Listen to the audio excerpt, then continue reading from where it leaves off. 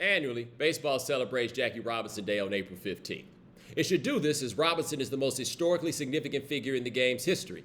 Sadly, that's got a lot to do with what was done to him more so than what he did.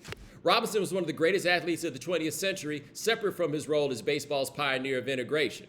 But we talk about him because of what he endured while making baseball better, which he did simply by playing. But far more impressive about Jackie is what he dished out, not what he took. After 2 years in the big leagues, Branch Rickey allowed him to retaliate against his on-field abusers, and he did. But what Robinson gave that was most important were his words and his willingness to challenge America's racism. If there's anything to remember about Jackie, it's his refusal to allow his anomalous story to be weaponized against those who came after him. His autobiography has a passage I share every April. "Name them for me," he said, "the examples of blacks who made it.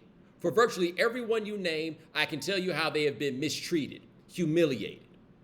And if that's the case for them, imagine what it's been for the rest."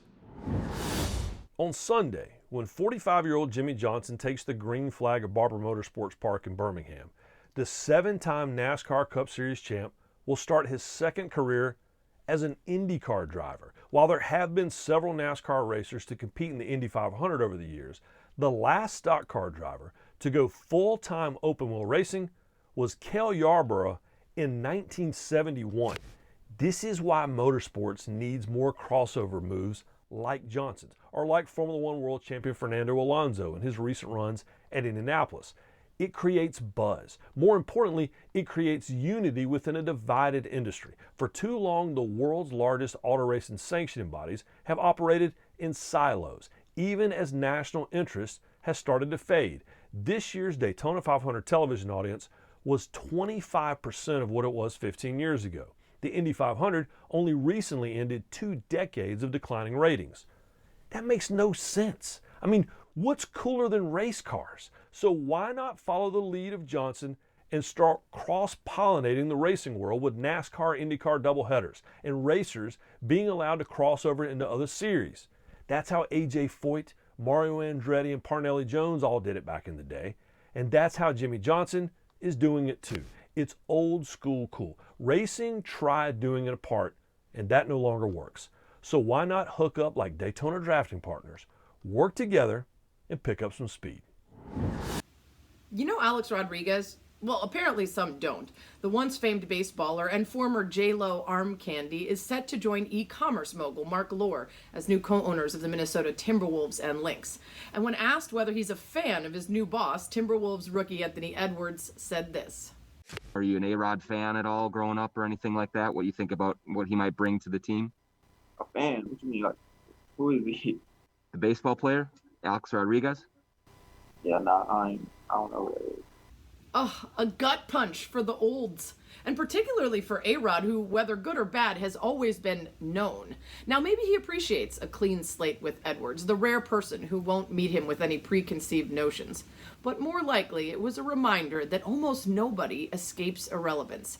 As comedian Conan O'Brien memorably said a few years ago, eventually all of our graves go unattended.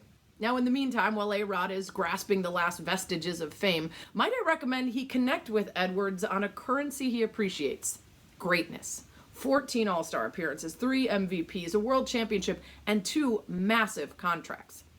And if that doesn't work, A-Rod has definitely figured out a different currency for the Zoomer generation: social media. He hit up Anthony Edwards to introduce himself. Where else? Instagram. 619,000 followers, Anthony. That's cute. 4 million over here for the boss. And who's got fans now? There's a reason they don't have old-timers cards in boxing. This isn't baseball or golf or tennis. Fighting is brutal.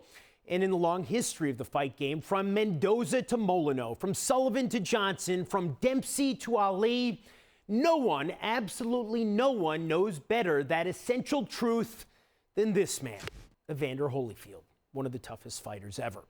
Think about the men he fought. Here's a partial list.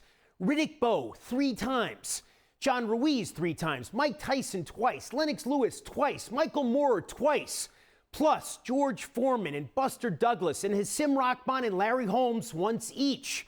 You know what all those fighters have in common in addition to having fought Evander Holyfield?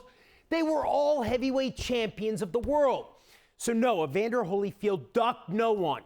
He took on all comers eagerly and gave us some of the great fights of his era. Remember this one and this one? But now Evander is 58 and he wants to fight again, 10 years after his most recent bout. He wants to fight Mike Tyson again, despite the threat to his soft tissue.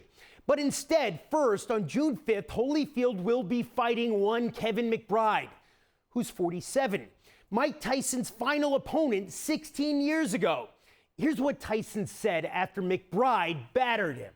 If I can't beat Kevin McBride, I can't compete in this sport anymore. I get it.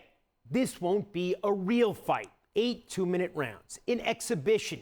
But what purpose does this serve? I want to know who are the people interested in seeing a man who's pushing 60 fighting. I know Holyfield needs the money. I understand his motivation. But what exactly is motivating someone to watch this travesty? Thank you for watching ESPN on YouTube. For live streaming sports and premium content, subscribe to ESPN+.